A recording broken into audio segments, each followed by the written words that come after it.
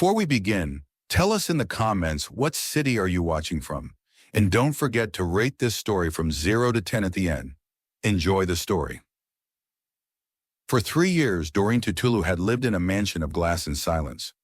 The house stood proudly on Banana Island, facing the glittering Lagos Lagoon, sleek marble floors, white orchids in crystal vases, and a panoramic view of the ocean that reflected everything but warmth. Inside those elegant walls, she was both wife and stranger, married to Peterson Sheriff, the CEO of Sheriff Holdings, one of Nigeria's most powerful conglomerates. To the world, they were the perfect elite couple. To themselves, they were two ghosts living parallel lives. Their marriage was a transaction, one arranged quietly between powerful families. Doreen's parents needed financial rescue, and Peterson's family needed a stable, respectable image for their heir. 3 years later, the money had saved her parents, and the image had solidified Peterson's reputation, but Doreen's soul had withered in the process. Every morning, her routine was mechanical. She'd rise before dawn, shower, and head downstairs by 6. By 6:15, she'd disappear into the quiet corners of the mansion while Peterson had breakfast with his phone, his laptop, and his silence. They had spoken fewer than 50 words in 3 years. She had counted once, out of loneliness, until counting became pointless. But that morning, something shifted. Doreen was sipping her coffee in the kitchen when she heard his footsteps descending the grand staircase, steady, commanding, familiar in rhythm, but not in presence. She instinctively stood to leave. That was their silent agreement. She vanished when he appeared, but this time his voice cut through the air like thunder. "No, Doreen." Her hand froze on the cup. For a moment she thought she imagined it her name, spoken by a man who hadn't used it in months. Slowly she turned. Peterson. Sheriff stood there, immaculate as always, tailored navy suit, gold cufflinks, and that distant expression carved from marble. His piercing gray eyes met hers with an unreadable calm. "Yes," she managed, trying to steady her voice. "Do you have something suitable to wear to a corporate event tomorrow night?" he asked, his tone professional, as if speaking to his executive assistant. Doreen blinked. "I don't understand." "It's a simple question," Peterson replied. "Do you own a dress appropriate to accompany the CEO of Sheriff Holdings to a gala dinner?" Her heart began to race. In 3 years, she had never attended any of his events, not one. She existed quietly behind the gates of this mansion, absent from photographs, unseen in his public life. "Why are you asking me this?" she asked, her voice low but firm. "Because you're coming with me," he said flatly. "Tomorrow night, 7 sharp." Doreen stared, uncertain if she should laugh or cry. "Why now? You've never—" "Business reasons," he interrupted coldly. "I need to appear as a stable family man. You're my wife, at least on paper." The words hit her like glass shards. "On paper," she repeated softly, her fingers tightening around the coffee cup. "That's all I am to you." Peterson didn't respond. For a fleeting second, something flickered across his face, guilt. Maybe, but it vanished before she could name it. "This event is important," he continued briskly. "International investors, potential partners. You need to look presentable." Doreen straightened, something burning quietly in her chest. "Presentable? You don't even know who I am, Peterson. In 3 years, you've never bothered to find out." "I know enough." Her lips curved into a bitter smile. "Do you? Then tell me, what's my favorite color? What did I study in school? What do I do during the long hours you ignore me in this mansion?" He stayed silent, his jaw tightening. "That's what I thought," she murmured. Doreen stepped closer, her voice trembling but defiant. "I'll go to your event, Mr. Sheriff, but not because it's a duty. I'll go because after 3 years of being invisible, I want to see the world you chose over me." She brushed past him, head held high, and walked up the stairs with a grace that made him turn to watch. For the first time in 3 years, Peterson truly saw her, the quiet confidence, the elegance hidden beneath simplicity, the strength that never needed permission to exist. Upstairs, Doreen closed her bedroom door and pressed her back against it. Her heart pounded. Tomorrow she would walk beside him in public for the first time, not as the forgotten wife, but as the woman who refused to disappear anymore. That night she couldn't sleep. Her mind replayed every word, every glance. What had changed in him? Why now after all this time? The next evening, at exactly 7, Doreen descended the grand staircase in a navy blue gown she had kept tucked away for years, simple yet elegant, fitting her like it had been waiting for this very night. Her hair was swept into soft waves, her skin glowing against the pearl earrings she'd received as a wedding gift and never worn. Peterson looked up from his phone as she entered. For a moment his composure faltered.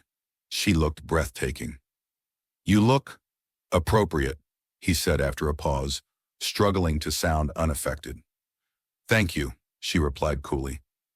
But she saw it the way his eyes lingered. Just a second too long.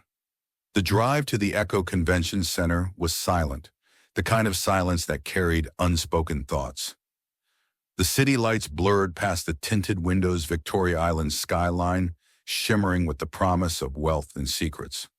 "Remember," Peterson said as they pulled up to the red carpet entrance, "you're Mrs. Sheriff. Smile, be polite, and don't discuss business." "Got it," Doreen replied with a hint of sarcasm. "Be pretty and stay quiet." For the first time he smirked. Something like that. The ballroom glowed under chandeliers, filled with the elite of Lagos, powerful men in tuxedos, women in diamonds, the hum of money and ambition in the air. Cameras flashed as they entered, and whispers rippled through the crowd. "Is that Peterson Sheriff's wife? She's gorgeous. Where has he been hiding her?" Doreen walked beside him, with quiet dignity, her head high. For once, the whispers didn't sting, they felt like acknowledgement. "Mr. Sheriff," a voice greeted warmly, "I finally get to meet your mysterious wife." Peterson turned. "Richard Thompson," he said, shaking hands. "This is my wife, Doreen." Richard smiled and kissed her hand lightly. "A pleasure, Mrs. Sheriff. You're even lovelier than I imagined." Doreen smiled graciously. "Thank you." As they spoke, Peterson watched too closely. When Richard complimented her poise and intellect, something cold flickered behind Peterson's calm facade. "Do you speak other languages, Mrs. Sheriff?" Richard asked, curious. "Yes," she said proudly. "French and Spanish." "Impressive," Richard said, eyes bright. "I could use your help negotiating my South American projects." Before Doreen could respond, Peterson cut in. "She doesn't work." Richard raised an eyebrow. "A shame. Smart women shouldn't waste their potential." Doreen's smile softened. "I agree." Peterson's jaw tightened. By the time the event ended, the tension was thick enough to taste. In the car, the air was heavy. The driver kept his eyes on the road as the black Bentley glided past the glittering lights of Victoria Island. Doreen turned her gaze to the window, unwilling to break the silence first. "You're not having dinner with him," Peterson said finally. His tone was calm, but the restraint in his voice trembled. "I am," Doreen said softly, still looking out the window. "Why?" She turned to face him then, her voice sharper. "Why not? You said yourself I'm your wife only on paper. On paper, I'm free to accept dinner invitations." His hand tightened on the steering wheel. "You know exactly why not." "Enlighten me." He exhaled sharply. "Because he's interested in you." Doreen smiled faintly. "That's the first time you've cared about another man being interested in me." "I've always cared," he said quietly. She laughed bitterly. "You've barely spoken to me in 3 years." Peterson's jaw flexed. "You're not going. And if I do?" He turned sharply to her, his voice low but charged. "Then you'll make me lose control." For the first time, she saw a flash of emotion, raw and unguarded. Jealousy, possession, confusion. His eyes, always cold and detached, now burned with something he couldn't hide. "Why?" she asked softly. "Why now?" Peterson looked away, his knuckles white against the steering wheel. "Because the thought of another man touching you Looking at you makes me angry." "Angry?" she repeated, her tone a mix of disbelief and intrigue. "Yes," he said, his voice cracking slightly. "Because I realize tonight that you're not invisible, Doreen. You're—" he hesitated, struggling for words. "You're extraordinary, and every man in that room saw what I've been too blind to see." Silence filled the car again, but this time it was charged heavy with unspoken truths and unacknowledged feelings. Doreen turned away, her heart racing, unsure whether to be flattered or furious. "3 years," she whispered. "3 years you never noticed, and now you expect me to care that you finally have." "I don't expect anything," Peterson said quietly, "but I can't pretend anymore." The car pulled into the long, tree-lined driveway of their mansion. Neither spoke as they stepped inside. The house felt colder than ever. Doreen paused at the foot of the staircase. "Good night, Peterson." He stood behind her, his voice barely audible. "You were magnificent tonight." She froze, turning halfway. "Excuse me?" "At the gala," he said, meeting her eyes. "You were confident, graceful, beautiful." The words were so unexpected that she couldn't respond. For a moment, neither moved. The tension that had followed them all night swelled into something more dangerous, something that felt alive. "Good night," she whispered, breaking the spell as she turned and climbed the stairs. Peterson watched her go, every step echoing through the marble halls. When she disappeared from sight, he exhaled shakily, his hand brushing through his hair. He had spent years controlling everything: his company, his image, his emotions. But tonight he'd lost control to a woman who had once been invisible. Doreen Tutulu, the quiet wife he'd ignored, had become the one person who could unravel him completely. And for the first time in his life, Peterson Sheriff was afraid not of failure, not of scandal, but of feeling. The mansion on Banana Island had always been quiet, but never like this. That night, the silence wasn't just stillness, it was tension, thick and waiting to break. After the gala, neither Doreen nor Peterson Sheriff spoke. They had returned home in separate cars, avoiding each other as though words might ignite what was already smoldering.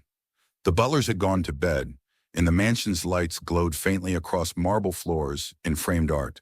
But behind those walls, something was changing. Doreen stood in front of the floor-to-ceiling window of her bedroom, the lagoon lights flickering outside like restless fireflies.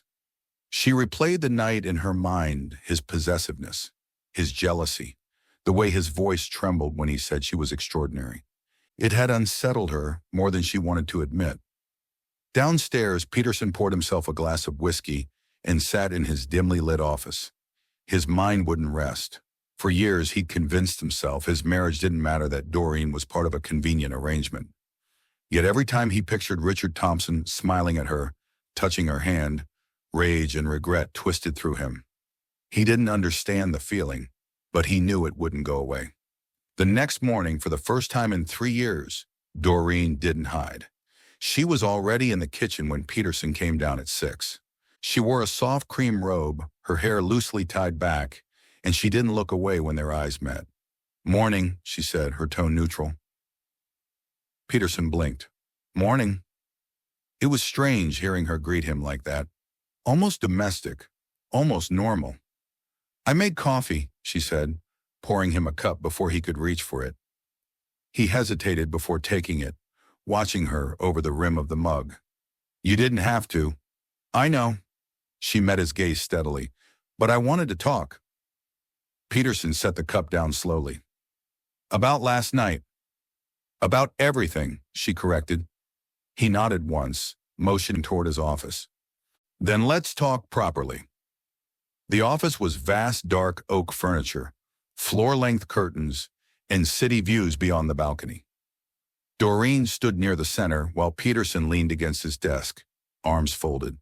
The air between them pulsed with unspoken years. "You said last night that our marriage is just business," Doreen began quietly. "You're right, it was." Peterson frowned slightly. "Was?" She nodded. "But it's also my life. You get to walk into boardrooms and make deals. I get to wake up every day in a mansion that doesn't feel like home, Married to a man who doesn't see me. He opened his mouth, but she raised a hand. Let me finish. You don't know me, Peterson. You never asked where I came from, why I agreed to this marriage. You never asked what I wanted. Her voice trembled slightly, but she didn't stop. My family was drowning, she said. Our business, Tutulu Accounting, was collapsing. My parents were desperate. Your father offered them a way out if I married you. They agreed before I even knew about it. Peterson's body went rigid. What? Doreen nodded. They sold me, Peterson, for money, for survival. I married you because saying no would have ruined my parents. I told myself I could live with that you were cold but fair. But I was wrong. You weren't fair. You just didn't care. Her words sliced through him, and for once the CEO mask cracked. I didn't know, he said hoarsely. I swear, I didn't know, that's why. You didn't want to know, she interrupted, her tone sharper now. You were content to have a quiet wife who didn't disturb your empire. But I'm not a piece of furniture, Peterson. I'm a person. Silence filled the office, the kind that made even the air feel heavy. Finally, he said, You're right. Doreen blinked, surprised by his honesty. I treated you like a contract, not a woman, he continued quietly. But hearing that your family sold you, God, Doreen, I didn't know. Her voice softened, though her eyes stayed sharp. And what difference would it have made if you did? He looked at her, then really looked at her, and realized he had no answer. Doreen took a shaky breath. I don't expect apologies. I just want to be seen, not as an obligation, not as a name you introduce when it suits you. Just seen. That word seen landed in his chest like a weight. For the first time in his life, Peterson Sheriff, the untouchable billionaire, felt small. He stepped closer, his tone unsteady. You deserve more than that. I know, she whispered. I'll change that, he said firmly. Doreen raised an eyebrow. You don't change 3 years overnight. Then I'll take a lifetime if I have to. For a long moment, they just stood there, two people finally stripped of the masks they'd worn for too long. Then Doreen turned toward the door. We'll see. But something shifted that day. The next morning, when Peterson came downstairs, breakfast wasn't silent. Doreen was there reading the newspaper, sipping coffee. He hesitated before sitting across from her. Good morning, he said. She looked up, meeting his eyes for the first time without flinching. Good morning. A small, genuine smile curved his lips. It was awkward but real. And it was a start. Days passed, and the rhythm of their lives changed.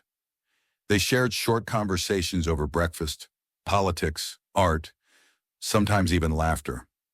Peterson began coming home earlier, claiming to be done with meetings, though his assistants probably wondered why their boss had suddenly discovered free evenings. Sometimes he'd find Doreen in the garden reading. Sometimes she'd find him in the kitchen trying and failing to make tea without scalding it. Their exchanges grew easier, warmer. For the first time, the mansion didn't feel entirely like a prison. One Friday morning, Peterson surprised her with an invitation. There's an art exhibition at Eko Atlantic this weekend, he said, setting his coffee down. I'd like you to come. She looked up from her plate, skeptical. Is it business? No, just art. The hesitation in his voice made her smile faintly. I'll think about it. That evening, he returned home with flowers lilies, her favorite. He didn't know how he knew that. He just did. When he handed them to her, she stared for a moment, speechless. You remembered, she murmured. I'm trying to, he said simply. Something inside her softened. For the first time, she began to believe him. But peace never lasts long in their world. The following Monday, while Doreen was reading by the pool, her phone rang. She didn't recognize the number at first, but when she answered, the voice made her stomach tighten. Doreen, Richard Thompson here. Her pulse quickened. Richard, I wanted to apologize for the awkwardness at the gala, he said, and to ask if you're still interested in consulting. I could use someone with your expertise. She hesitated. Richard, it's purely professional, he added quickly. Dinner, just to discuss logistics. Doreen glanced toward the mansion. Peterson was on the balcony upstairs, speaking on the phone. She could feel his presence even from here. "Richard," she said slowly, "I'll let you know." "Of course. No pressure." When she hung up, she found Peterson watching her from above, his expression unreadable. Later that night over dinner, he asked casually, "Was that Richard Thompson calling?" "Yes." "Business?" "Apparently." He nodded, cutting his steak a little too carefully. "And will you have dinner with him?" Doreen smiled faintly. "Would it bother you if I did?" Peterson looked up, meeting her eyes with quiet intensity. "More than it should." She tilted her head. "Good. Maybe that means you're finally human." He chuckled softly, shaking his head. "You're going to drive me insane, aren't you?" "Maybe," she said, standing to leave. He watched her go, his gaze lingering long after she disappeared. He was no longer the man who ignored his wife. He was a man haunted by her laughter, her strength, her quiet defiance. And as he leaned back in his chair, Peterson Sheriff realized something terrifying. He wasn't just falling for Doreen. He already had. The evening breeze drifted softly over Eko Hotel and Suites, carrying the faint scent of champagne, salt water, and money. The rooftop restaurant glowed beneath warm amber lights, its skyline view of Lagos glittering like 1,000 stars scattered across the lagoon. Laughter and the clinking of wine glasses echoed from tables, lined with Nigeria's elite. But at the far end, by the glass railing, Doreen Tutulu sat opposite Richard Thompson, her posture graceful, her smile polite but cautious. It was supposed to be a simple business dinner, just two professionals discussing possibilities. But the moment Richard leaned forward with that charming grin and touched her hand lightly, Doreen felt a pair of eyes on her, heavy, familiar, and burning. When she looked up, her heart stopped. Across the restaurant, in a crisp black suit that screamed control and fury, Peterson Sheriff stood watching them. For a moment, the world seemed to go silent. The waiters froze mid-step. Conversations dimmed. Even the music softened as if the city itself was holding its breath. Doreen's chest tightened. He shouldn't be here. Richard noticed her change in expression and turned just in time to see Peterson striding toward them, his expression unreadable, his presence commanding every head to turn. "Mr. Sheriff," Richard greeted cautiously, forcing a smile. "What an unexpected surprise." "Is it?" Peterson asked, his tone calm but dangerous. "Because I've been watching this dinner unfold for an hour." "Then you must be starving," Richard quipped, trying to diffuse the tension. "Care to join us?"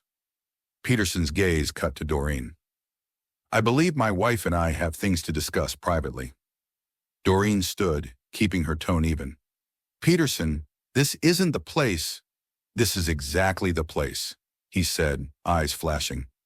"Since you chose to make this dinner public, I'll respond the same way." Gas fluttered around the room. Phones discreetly lifted, recording. Lagos loved drama, and tonight the city had just been handed gold. "Peterson, you're making a scene," Doreen hissed under her breath. "I don't care," he said through gritted teeth. "You shouldn't be here with him."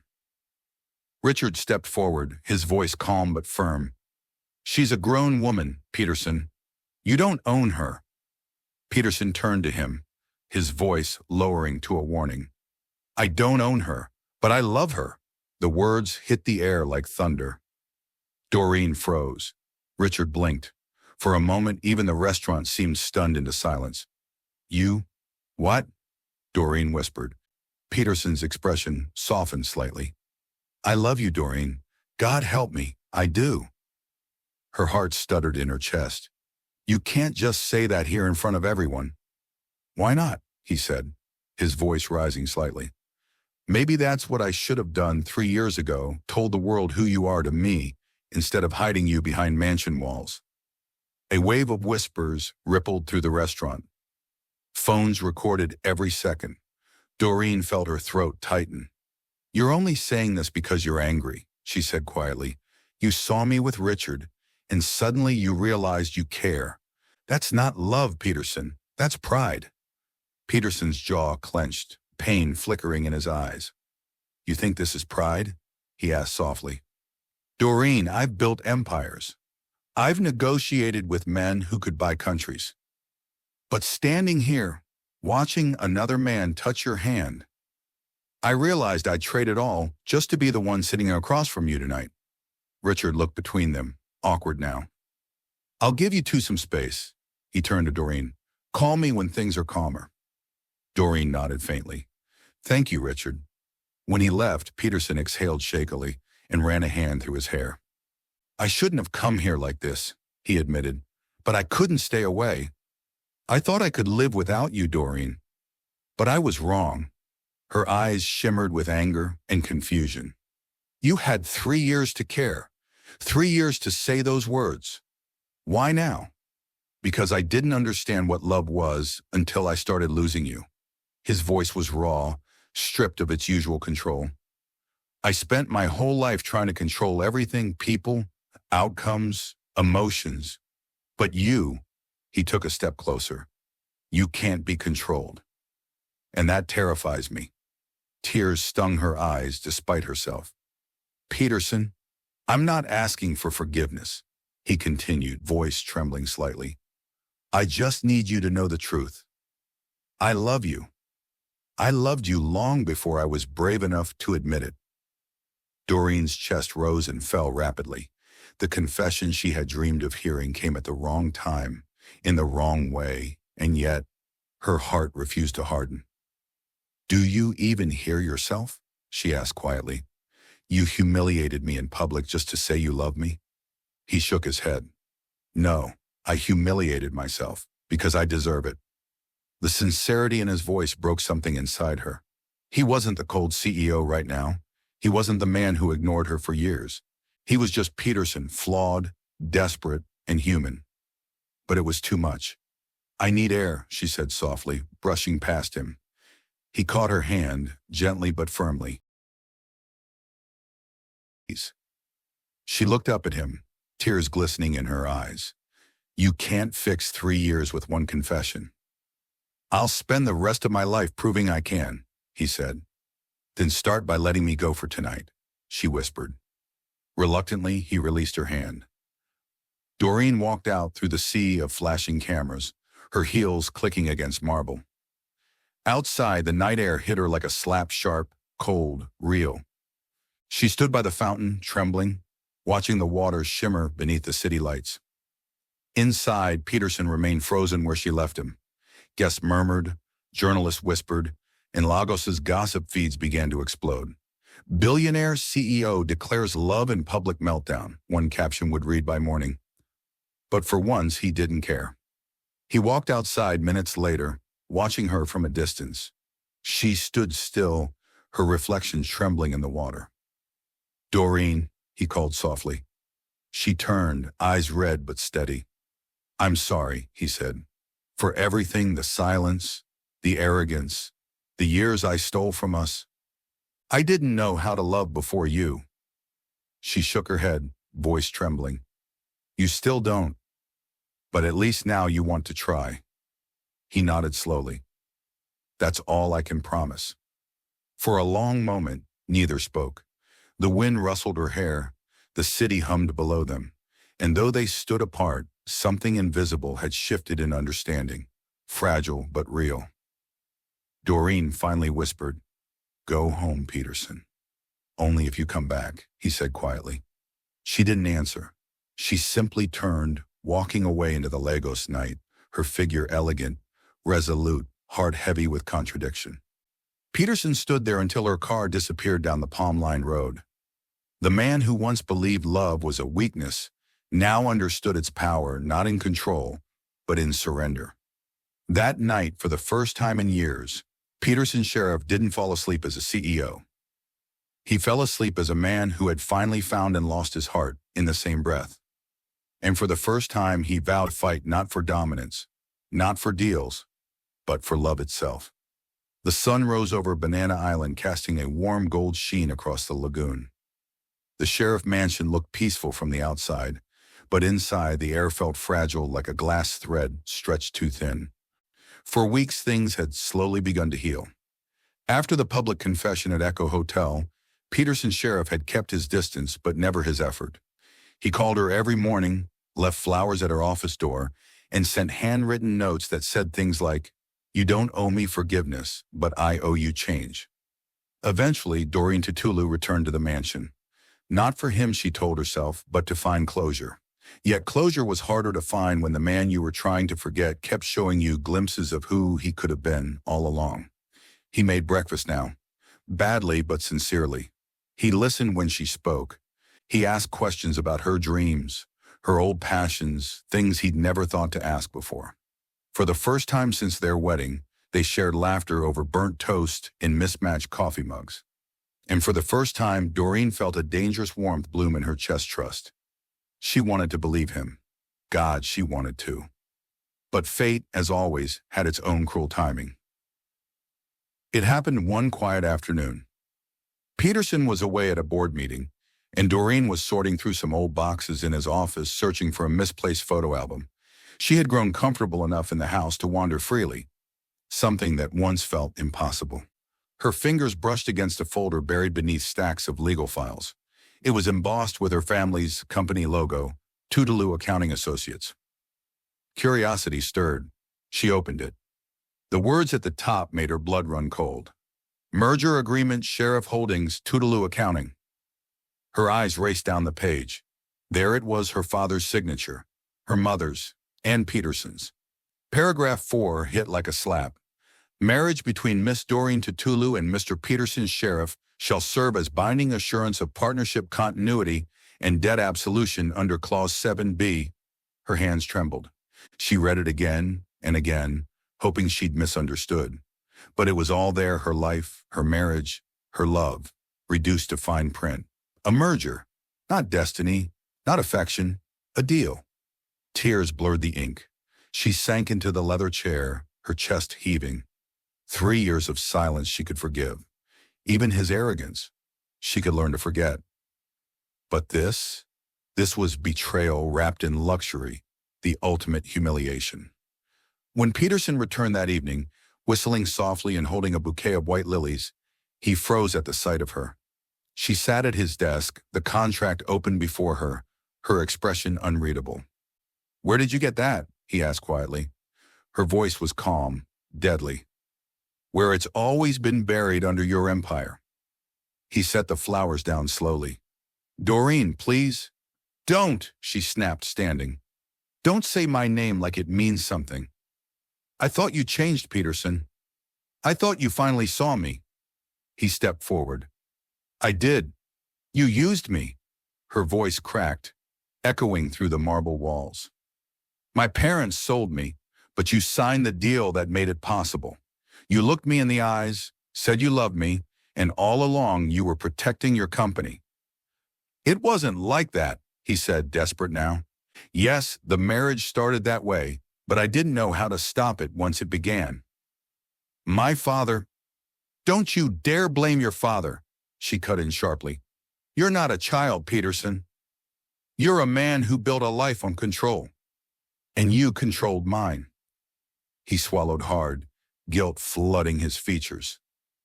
"I swear, Doreen, when I said I loved you, I meant it. Every word.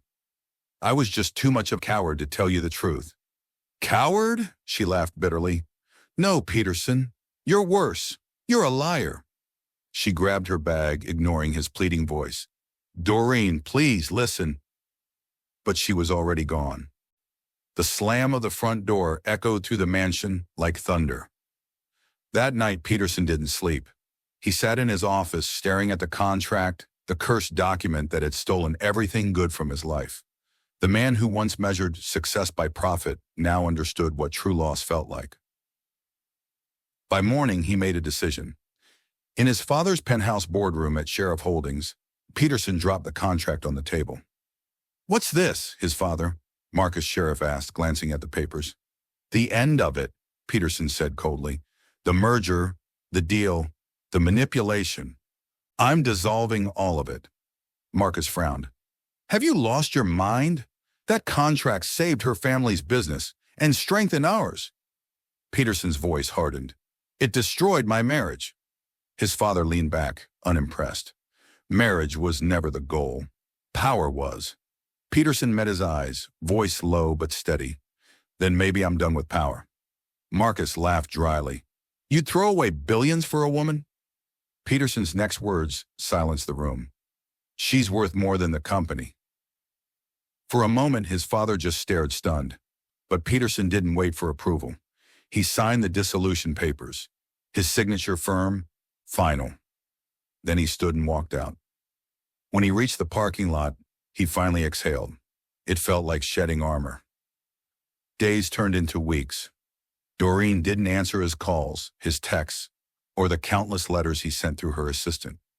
She'd moved into a rented apartment in Victoria Island, far from the glass and silence of the mansion.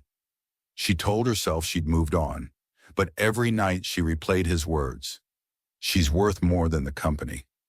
It wasn't forgiveness, but it was something. Then one morning, she woke up nauseous. At first, she thought it was stress, but when it persisted, she went to the doctor. The test results came back positive.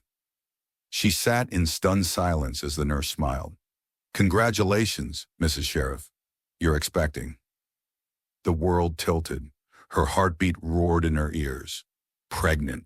She drove back to her apartment in a daze, clutching the envelope. Her hands shook as she opened her front door and sank onto the couch. A million emotions flooded her: shock, fear, disbelief, longing. The timing couldn't be crueler. Her phone buzzed again. Peterson's name flashed on the screen. She ignored it. Then it buzzed again and again. Finally, she answered, her voice barely above a whisper. Doreen? His tone was cautious, hopeful. Please, just let me talk. There's nothing left to say, she murmured. I'm not giving up, he said firmly. I returned your company, Doreen. I ended the deal. I did everything I could. Her voice broke. You can't undo 3 years of lies with one grand gesture. I know, he said softly, but I can build the rest of my life around the truth. Around you. Tears spilled down her cheeks. She wanted to hate him. She wanted to believe him. Both felt impossible. Peterson, she whispered, trembling, I can't do this right now. Then when? He asked, voice thick. She hesitated, one hand instinctively resting on her stomach. When there's something left in me to forgive you with. She ended the call before he could respond. The silence in her apartment pressed heavy against her chest. She looked down at her hand over her belly and whispered, You're all I have left of him. But even as she said it, her heart whispered the truth she refused to admit. Peterson Sheriff wasn't gone from her life. Not yet, because inside her, growing quietly, impossibly, was the proof that love, however broken, had taken root. And soon he would find out. Rain fell softly over Lagos that evening. Not a storm, just a gentle drizzle that made the city lights shimmer like stars fallen to earth. The sheriff mansion stood silent again, but not empty. For the first time in months, its glass walls seemed to hold a quiet expectancy, as though the house itself was waiting for something. Or someone. Peterson Sheriff stood by the window of his study, staring out at the wet driveway. He had changed. The world would still call him the billionaire CEO of Sheriff Holdings, but in truth, that version of him no longer existed. After Doreen Tutulu left, he sold several assets, stepped down from 2 major boards, and relocated half his company's operations to charity-led projects. People whispered that he'd gone soft. They didn't know that he was simply trying to find his heart again. He hadn't heard from Doreen in 6 months. Not a call, not a message, just silence. And in that silence, he'd learned patience, humility, and regret. Every day he walked past her empty room, leaving the lilies she loved in the vase beside her bed. He never knew if she'd return, but he never stopped hoping. That night, hope finally came home. The doorbell rang. Peterson turned sharply, heartbeat thundering.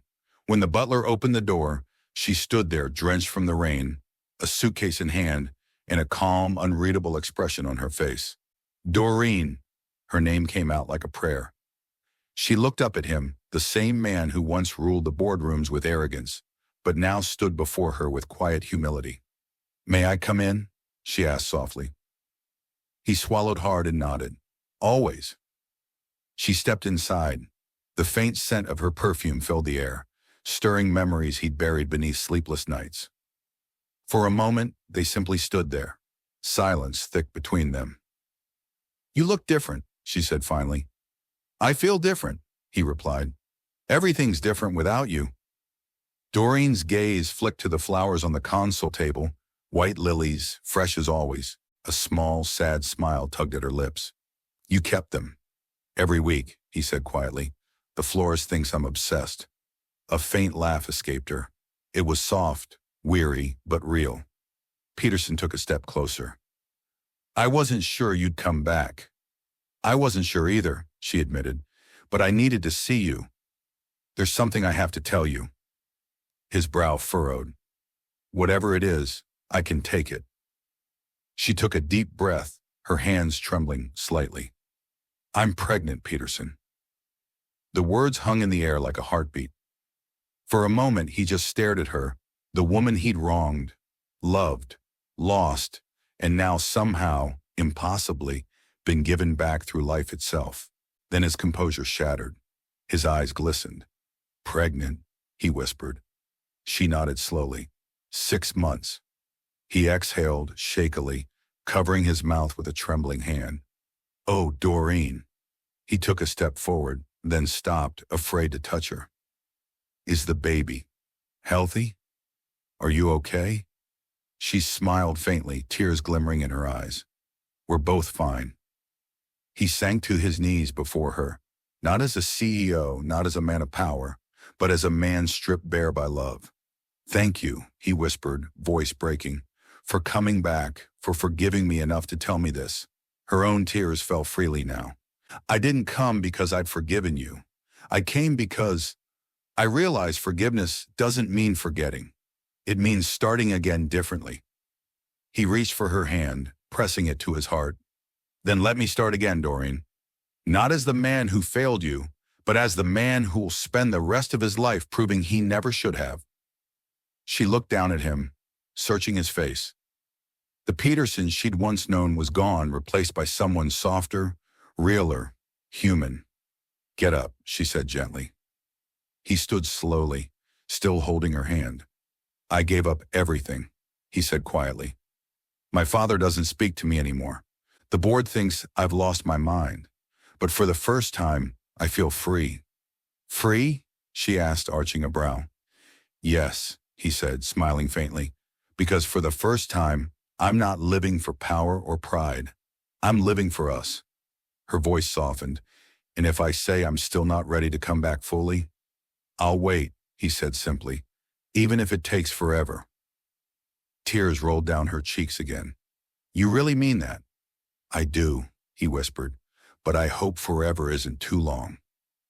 She laughed through her tears, a sound that filled the empty mansion like sunlight after a storm. That night she stayed. Just one night, she told herself. But one became two, and two became a week. Slowly, cautiously, they found rhythm again, softer, truer, stripped of all pretenses. Peterson no longer filled silence with work calls. He filled it with conversation. Doreen no longer measured her worth by his attention, but by her peace. And in that balance, love quietly rebuilt itself. 6 months later, the mansion transformed into something magical. Under a canopy of fairy lights in the back garden, Peterson and Doreen Sheriff stood hand in hand. The air was fragrant, with white roses and vanilla candles. A small crowd of family and close friends gathered, no paparazzi, no press, no board members. Just love. Peterson wore a simple black tuxedo, no tie, his expression radiant. Doreen glowed in an ivory gown that hugged her gently rounded belly, her curls pinned with pearls. As the officiant read the vows, Peterson turned to her, his voice trembling.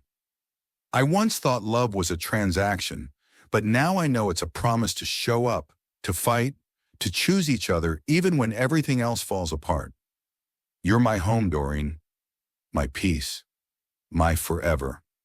Tears streamed down her face. And I once thought love was weakness, she replied softly. But you showed me that it's strength, the kind that grows, forgives, and never gives up. You're my choice, Peterson, every single day. When they kissed, the garden erupted in applause. The fairy lights shimmered brighter. The lagoon breeze swirled around them. And for the first time, the sheriff's mansion felt like a home, not a monument to wealth, but to redemption. Later that night, as music played and laughter filled the air, Doreen leaned against Peterson's chest, her hand resting on her belly. "What should we name him?" she asked. He smiled softly. "Something strong, something that reminds us of this moment."